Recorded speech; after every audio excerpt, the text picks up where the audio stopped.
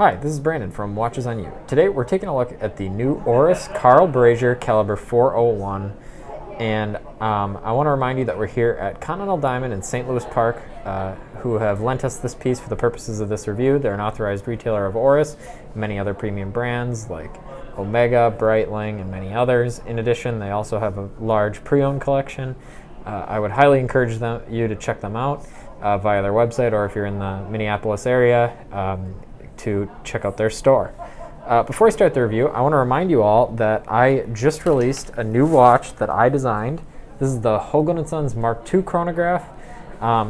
It features a mechanical column wheel chronograph movement. It's been a really fun process to design this piece, and all the feedback I'm getting from you has been very positive, so thank you all for that if you have already bought it. I'll be dropping a link in the description if you want to kind of learn more about the watch. But without further ado, let's start the rest of this review. So as I said, this is the Oris Carl Brashear Calibre 401. It represents a very nice value proposition, mainly because of the fact that it offers an in-house movement with a 5-day power reserve. And it costs $4,200. And I think the main thing you're paying for really is that power reserve. 5 days at that price is a really, really good deal. And it's obviously very, very practical. And the watch overall is just extremely high quality. It's named after Carl Brashear, who was a U.S. Navy master diver. He has a very renowned career in the U.S. Navy, so this watch was made to commemorate him. Hence the blue dial and then kind of the bronze case. The blue dial, I don't know how well it's coming. It looks like it's coming off pretty well on camera. It's a very dark blue, just like the depths of the ocean. I think it looks really nice. And then, so obviously there's a non-Calibre 401 version of this watch that has a center seconds. And I think that having that kind of sub-dial seconds makes this watch pretty unique. One criticism I would have about the watch is that, okay, so it's here to commemorate this master diver, but it only has a 100-meter water resistance. I think that for this price and the fact that it is a dive watch, I mean, you could still use it with a 100-meter water resistance. It has a screw-down crown, but I think they could have beefed that up a little bit more. Maybe it was due to limitations in the thickness of the case or something like that, but I just think that they could have done a little bit more, and I don't think it would have added that much like production cost. You could have used a thicker gasket or something like that. I mean, you wouldn't, to make it 200 meters, I don't think you'd need to include a helium escape valve or anything like that. So that's something I wish they would have added. But again, that 5-day power reserve kind of overcomes that and makes the watch a lot more practical actually than its peers.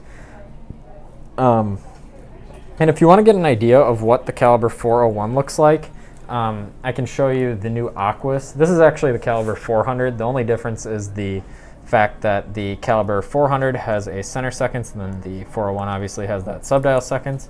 But it has a kind of unique finish. It's very like utilitarian, but it's got a high attention to detail. It's not like, it does not look cheap at all. It looks just very kind of high tech and really cool actually. It looks a lot better than the ETA movements that Oris was using in the past, or maybe it was Salida.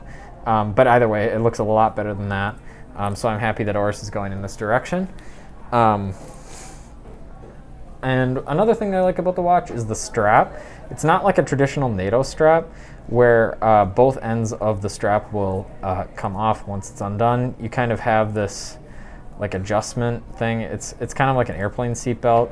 It's very, very high quality. It's stretchy too. So it'd be extremely comfortable. You could definitely obviously use it for diving or just sport in general.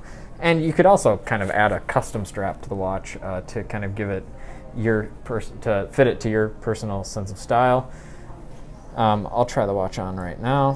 One thing I like about the strap over a traditional NATO strap is the fact that when you undo it, the strap will still stay on you. It's just kind of a tightening mechanism that you use to really fit it to your wrist. It always makes me, I would say, a little bit anxious when I take off like a NATO strap on a heavy watch, because I feel like the heavy watch is just going to drop to the ground or something like that. Oops. Normally it wouldn't be this difficult, but I had the watch a little bit too tight just from the base setting. There we go.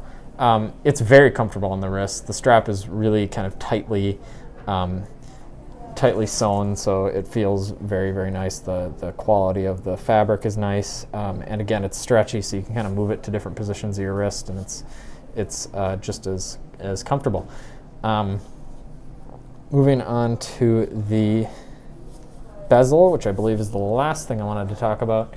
It's got a very clicky 120 click bezel. Again, it's the Oris Diver 65 case overall, just it's bronze, obviously. I think it could have, I wish it was a little bit smoother, but overall, it's still a nice bezel. It feels nice. Not a lot of shake or anything like that. So I think that if you bought this watch, you'd be very pleased with that. Again, the main feature is that 5-day power reserve and then the bronze case.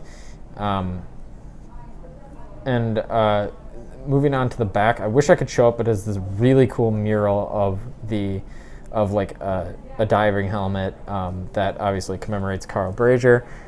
It's a really cool feature. I would encourage you to check it out. I'll drop a link in the description of the watch. Thank you for watching this video. Remember to like, subscribe, and share. And remember, we're at Continental Diamond in St. Louis Park, Minnesota. Thanks.